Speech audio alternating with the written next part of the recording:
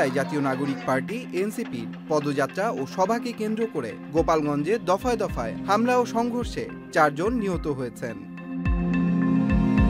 সংঘর্ষের ঘটনায় গোপালগঞ্জে থমথমে পরিস্থিতি বিরাজ করছে।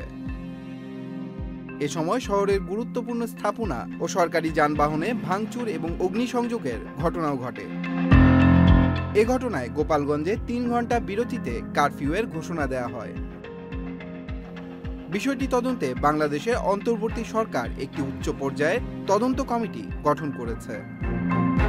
এ ঘটনায় সেনাবাহিনীর পক্ষ থেকে প্রেস বিজ্ঞপ্তিতে জানানো হয়, একটি রাজনৈতিক দলের জনসমাবেশকে কেন্দ্র করে একদল উচ্ছৃঙ্খল জনতা সংঘবদ্ধভাবে বিপুল সংখ্যক ককটেল ও ইটপাটকেল ছুড়ে হামলা করে এবং এক পর্যায়ে সেনাবাহিনী আত্মরক্ষার্থে বল প্রয়োগে বাধ্য হয়।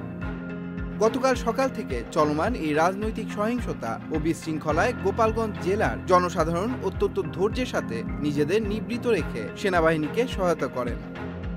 বিজ্ঞপ্তিতে গুজব বা অপপ্রচারে বিভ্রান্ত না হয়ে ধৈর্য ধারণ এবং আইন শৃঙ্খলা বাহিনীকে সহযোগিতা করার জন্য সর্বসাধারণকে বিশেষভাবে অনুরোধ করা হয়। অন্যদিকে আইন শৃঙ্খলা রক্ষাকারী বাহিনী ও রাজনৈতিক নেতাকর্মীদের মধ্যে সংঘর্ষে 4 জন নাগরিক নিহত হওয়ার ঘটনায় গভীর উদ্বেগ ও তীব্র নিন্দা জানিয়েছে আইন ও সালিশ কেন্দ্র আশোক। Tanmoy Mahmud, Channel I online. Bundle থাকলে প্রতি সেনমানিতে টাকা বাঁচবে। বিকাশ সেনমানি বান্ডেল কিনে জিতুন প্রতি লেনদেনে।